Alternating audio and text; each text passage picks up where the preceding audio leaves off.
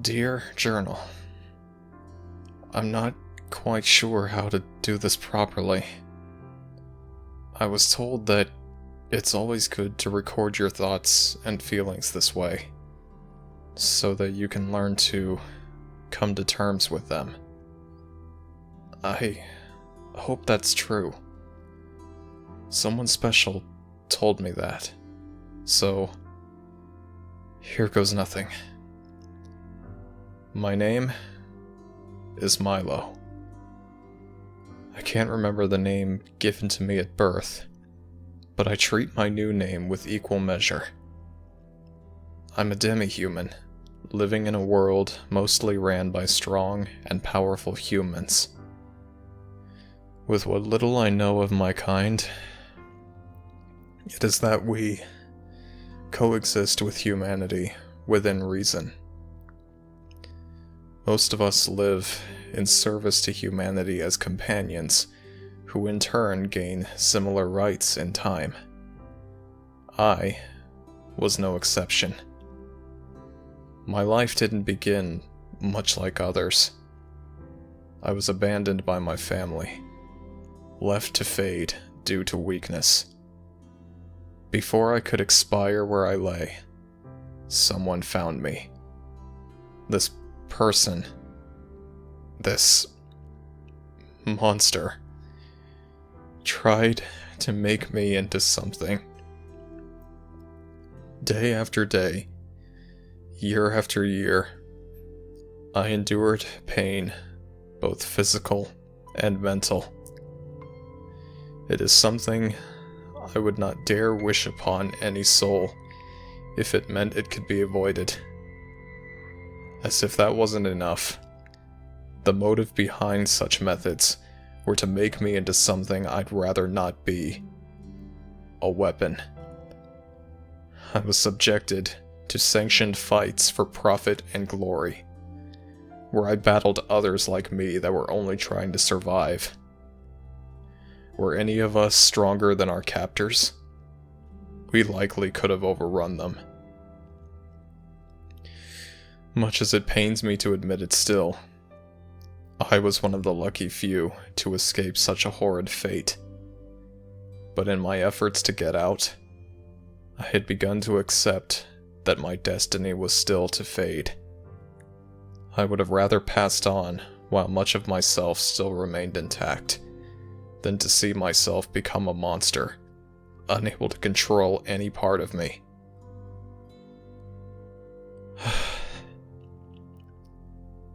Just when my mind had begun to go silent, something amazing happened to me. Someone had found me once again. But it was not a demi-human. It was a genuine human that meant me no harm or ill will. For the sake of my safety and continued life, they told me false truths in order to give me a chance never presented before. Even if my memory of everything that occurred that day is still a little foggy, I'd like to think a part of myself wanted to go with them. They had an air about them that felt true. It's hard to put this into words, but the feeling is still there. Upon arriving at the human's house, it had a much different look and feel compared to the dungeon of my past. Everything was neat and tidy. Nothing had seemed out of place or misused. This human, more than anyone else, would later become the greatest person to have ever been a part of my life. Their efforts and kindness are the very reasons I am who I am to this day. They fed me, gave me clothes, taught me things, and gave me something truly worth fighting for. For those short months that seemed like years well spent, I had felt true happiness for the first time. Yet, as many humans would come to agree, many aspects of your past do not always stay where they should. The monster from before had found us both. He sought to reclaim me, even by force if need be. My friend knew about it, but couldn't stomach the pain of what would happen if I knew. Once again, a false truth, no, a lie, was made to protect me just like before. Regardless of one's views on lying as a whole, it was clear that my friend was just worried for me and wanted to ensure my safety. They did everything they could to prevent him from coming back, but it wasn't enough. The day he found us, everything in me just collapsed. Whatever strength I may have had before just faltered at the mere sight of him. My friend was quick to take up arms against him. Luckily for us, despite being a demi-human, he was still of vastly old age. A wound that would have been more than fatal to a regular human seemed to have only made little impact on him. But the lasting effects soon took hold. My friend wanted to escape somewhere safe before he could catch us, but part of me knew that history would likely repeat itself once again if we did.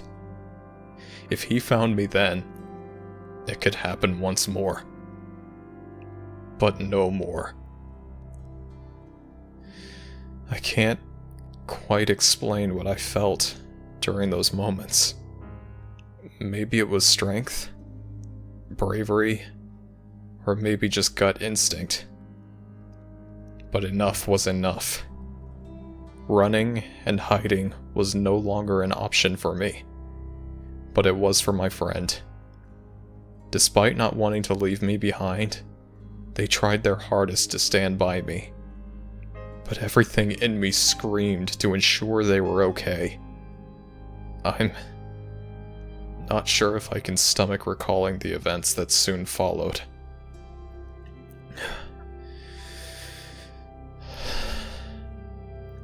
The only thing that mattered is that my friend was safe, and the monster was finally slain by my hand.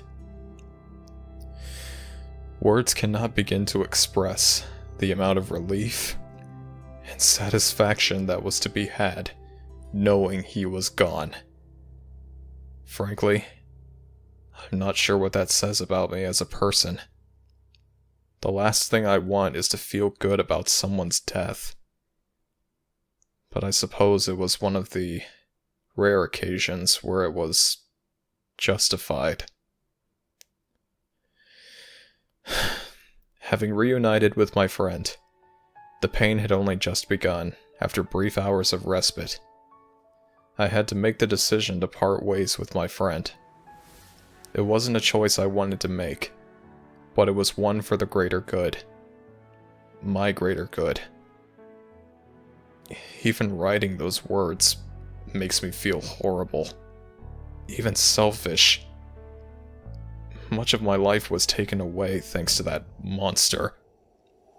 There's no taking back the time that was lost, but there's still plenty of time to make the future worth remembering.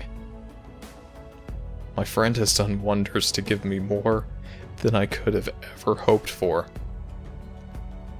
One day, I will make things right and repay everything. I only hope my friend doesn't miss me too much already. They likely wouldn't approve if they knew what I was getting myself into. But this cannot stand.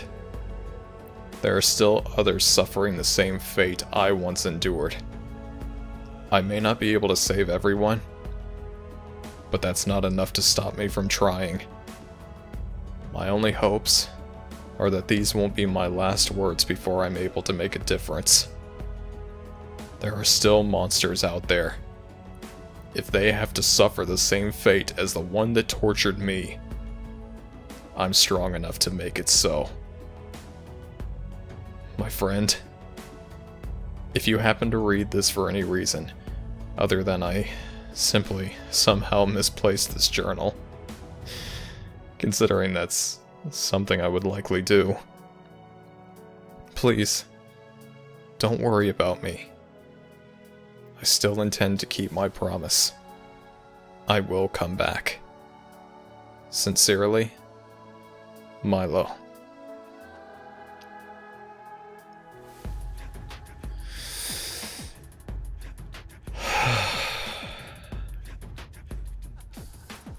Alright. Time to go.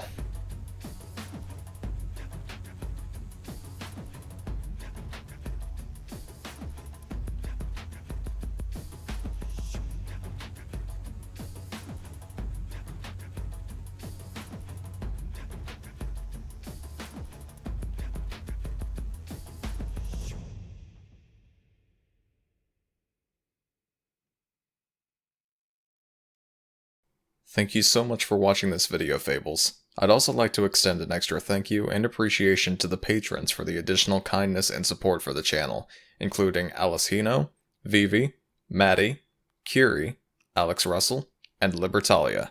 Thank you all again so very much, and I hope to see everyone in the next video.